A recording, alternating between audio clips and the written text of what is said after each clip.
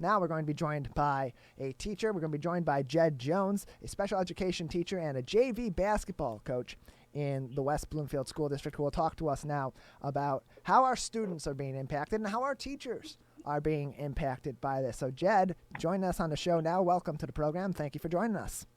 Thank you for having me. Appreciate it. So Jed, we've heard a lot about the school district's perspective for continuity of education.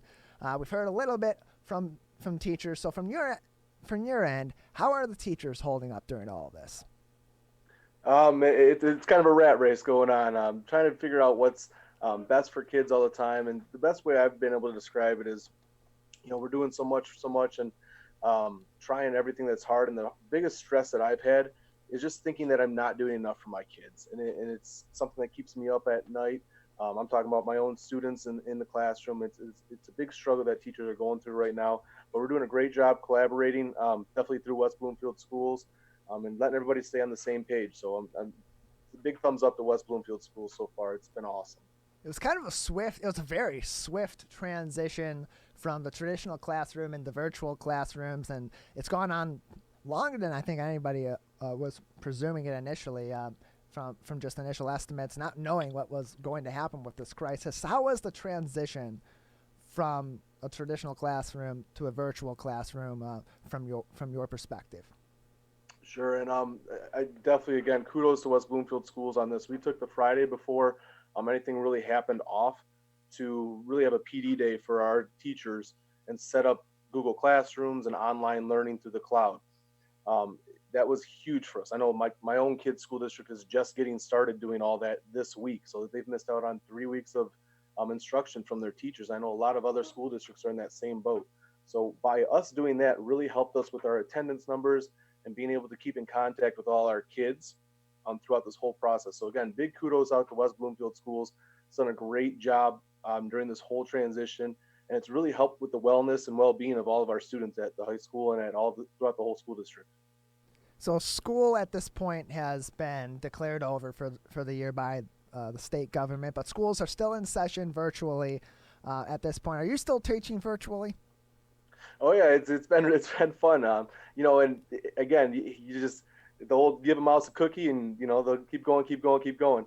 I didn't think it was ever possible for my own students to go on and do a Zoom meeting, and now we're doing Zooms 5 days a week for an hour every day, and we're posting videos on YouTube, different things that are going on, keeping in contact. I have students texting me and giving me phone calls throughout the day, which is picking me up, sending me videos of different things they're doing around the house, vocational tasks that they're working on at home. It's amazing just to see students that we've been working on just developing steps for doing different things like making cookies or doing those types of things. Now they're developing their own way to make cookies. It's really been great to see different things like that. So you're a special education teacher in the West Bloomfield School District. Having a brother who has special needs and went through a special education program in his K through 12 schooling, this has to be a tough challenge for you as a special education teacher and for your students as well, making this swift adjustment like this. What are some of the struggles or challenges that you and your students have overcome during this? How have you overcome that, and how does that make you feel that you've seen those students of yours overcome these challenges? First off, I'll start with the end of it because it's so joyful just to see. I'll get little videos from parents doing different things where some of the kids get some of the things wrong or doing different things, but they keep working through and they keep using some of the skills that we've really ingrained and really worked with the students on, and it's happening at home, which means I'm sure you can attest to generalization of skills is a huge piece for our population of kids. So now that they're actually in a different environment, the generalization of some of these skills is a huge piece and a huge part of their education program for them, and it's been just fantastic to see. Again, like I said, it's constant. Some of the things that I didn't think was possible for these kids to be able to do and understand and correlate with, they're knocking all this stuff out of the park. It's awesome to see. That's great to hear. That's amazing to hear, and it's excellent to know that our students, both in the general education classes, so to speak, and in special education, are doing well during this and are adapting and are learning in their own ways that are maybe different than what was done before. So from your angle, how has the normal teaching day changed? What are the benefits and drawbacks of those changes? Well, for myself, I'm going to share a little bit of insight into what my life looks like. I have a 7-month-old daughter, and then I have two um, boys at home, one in second grade and one in sixth grade. So throughout the day, I become stay-at-home dad, where I'm waking up, feeding baby in the morning. My wife also is home to help too, so I'm not taking all the brunt of this. But also, I become, we both become second grade teachers. We become sixth grade teachers. Then within that, I do a daily Zoom with all of the students in our special education program at 1 o'clock every day. So from there, we develop things like videos that we put together, different things like that. Usually, I try to do a virtual field trip for the kids every day where we're going to a different spot. Last night, we actually went on a log shoot ride in the Mall of America. I just pull up different videos on YouTube and I'll do a screencastify where I'm sitting in there and I kind of talk the kids through the ride and different things going like that. My kids make appearances in those videos and doing those types of things. So sometimes my day can look like it's going from 6 a.m. all the way through one night I was posting videos at about 10:30. So that part's been a little bit stressful, but that was week 1, week 2. Now that we're into week 4, week 5, we've kind of got the process down. The kids like making videos with me and doing those types of things.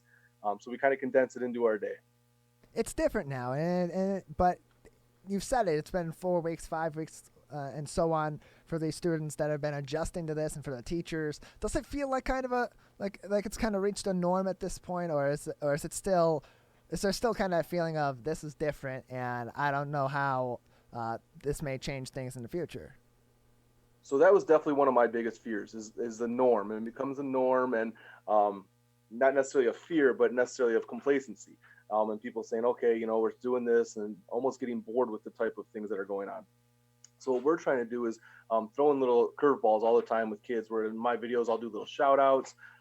If a kid gives me a video, sends me a video and does something like that, I'll throw that into one of my videos that I'm making, my daily announcements, just to kind of keep engagement. But definitely, while the norm has been okay, and it's been okay to be a new normal, complacency is definitely a fear that's going on, and definitely looking at the attendance numbers and how that can change. So going forward, with everything that you've learned, that other teachers, the school district, the students have learned through this process, how do you see education going forward changing because of what we've gone through in this crisis? So as an educator, now I'll give you an education and a parent view of it also. As an educator, I think this is awesome. It's just going to help people so much. It helps that communication with parents and doing those types of things, especially for my students. You don't necessarily have to have the kids as a telephone for them and sending things home. Doing that, I can make videos now. I can send out blast emails much easier than I ever did in the past. So those are definitely things that are awesome. As a parent, I'm to the point where I'm like, oh my gosh, I need my kid's teacher back in their life so quickly.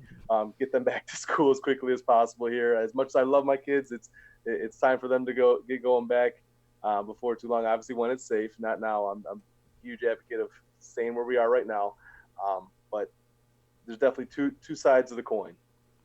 There are two sides to the coin, and on that note, that's a great segue into this. You're a special education teacher, you're a teacher, but you're also a athletics coach in the West Bloomfield School District. You coach JV basketball, and you're coach of the unified basketball team.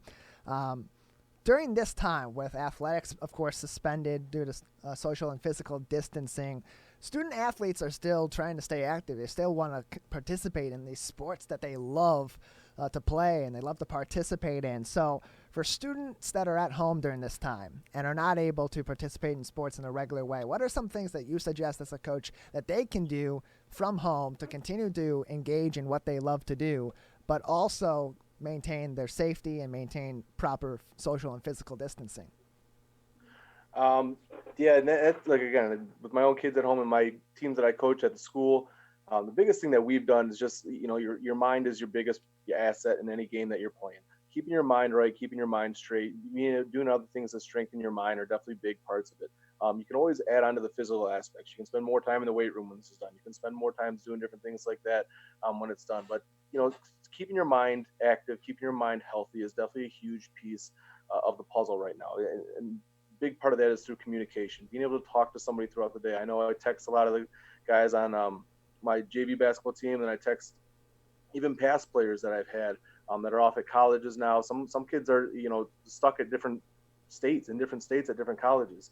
And that's a huge struggle. And then for the physical aspect of it, if you can get out, do some sit-ups, do some push-ups. I know I do make my kids run 20 laps around the backyard every day, trying to get them into a mile. Different things like that are definitely huge pieces, but communication and keeping that mindset.